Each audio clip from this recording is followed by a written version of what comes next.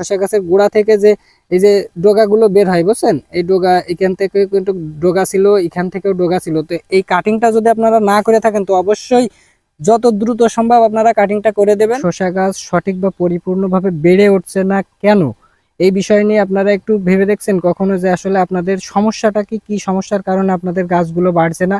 আপনারা যদি সঠিক সময়ে সঠিক পরিচর্যাটা আপনার ক্ষেতে না করতে পারেন, এই গাছগুলো কখনো আপনারা পরিপূর্ণ করে গড়ে তুলতে পারবেন না। তো সঠিক সময়ে সঠিক সার কিন্তু আপনাদের ব্যবহার করতে হবে। সার প্রয়োগ কিন্তু অত্যন্ত গুরুত্বপূর্ণ একটা বিষয়। আপনি যদি সার আপনার ক্ষেতে প্রয়োগ না করে সারাদিন কীটনাশক স্প্রে করেন তাহলেও কিন্তু কোনো উপকার আপনি পাবেন না। আপনারা যদি মাটিতে সার প্রয়োগ না করেন তাহলে খাদ্য কোথা থেকে যোগাবে আপনার গাছে?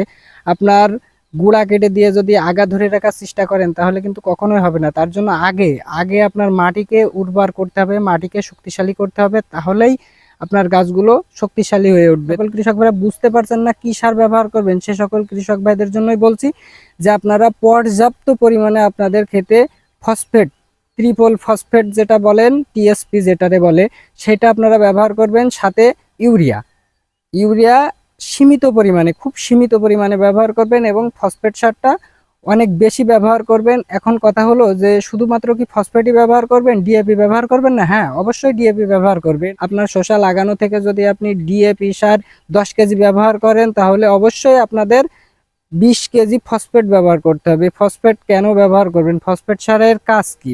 ফসফেট সারের কাজ কিন্তু লং টাইম ধরে থাকে, বুঝছেন।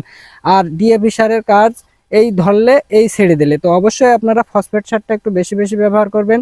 তো যে সকল কৃষক ভাইরা বুঝতে পারছেন না, আশা করি খুব সুন্দরভাবে বুঝতে পারছেন। জাস্ট ইউরিয়া টিএসপি অথবা ইউরিয়া ডিএপি, এই দুইটা সারই আপনারা মিক্সড করে করে ব্যবহার করবেন। পাশাপাশি আরেকটা কথা আমি শেয়ার করতে চাই, সেটা হলো যে আপনাদের যাদের গাছগুলো চেকন বা হলদে হলদে ভাব আছে, হাজার কীটনাশক বা ছত্রাকনাশক দিয়েও সমস্যাটা সলভ করতে পারছেন না, সে সকল কৃষক ভাইরা সাথে অবশ্যই জিপসাম, জিপসাম স্ক্রিনে দেখতে পাচ্ছেন, এই জিপসামটা ব্যবহার করবেন, বুঝছেন।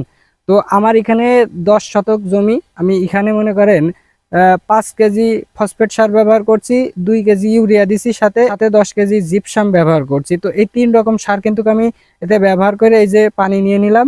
পাশাপাশি আমি কিন্তু আবারও 8 থেকে 10 দিনের ভিতরে আবারও সার প্রয়োগ করব, বুঝছেন। আপনাদের গাছে যখন ফল চলে আসবে, এই গাছে কিন্তু প্রত্যেকটা গাছে ফল, আপনারা একটু লক্ষ্য করে দেখলে বুঝতে পারবেন, প্রত্যেকটা গাছে কিন্তু জালি চলে আসছে, বুঝছেন। আর আপনাদের গাছে যখন এমন জালি চলে আসবে তখন কিন্তু আপনাদের গাছে কোনো রকম খাদ্যর ঘাটতি দেওয়া যাবে না। আর আপনি যদি খাদ্যর ঘাটতি দেন তাহলে আপনার ফলগুলো বেঁকা হয়ে যাবে বা গাছের গ্রোথ কম হয়ে যাবে বা খুব শর্ট টাইমে আপনার ফসলটা শেষ হয়ে যাবে। তার জন্য অবশ্যই আপনারা সঠিক সময়ে সঠিক পরিচর্যাটাই করবেন। আর যদি সঠিক সময়ে সঠিক পরিচর্যাটা না করতে পারেন তাহলে কিন্তু কখনো আপনি এই কৃষিতে টিকে থাকতে পারবেন না, বুঝছেন। তো আজকের ভিডিও এই পর্যন্তই, দেখা হবে অন্য কোনো ভিডিওতে। ধন্যবাদ।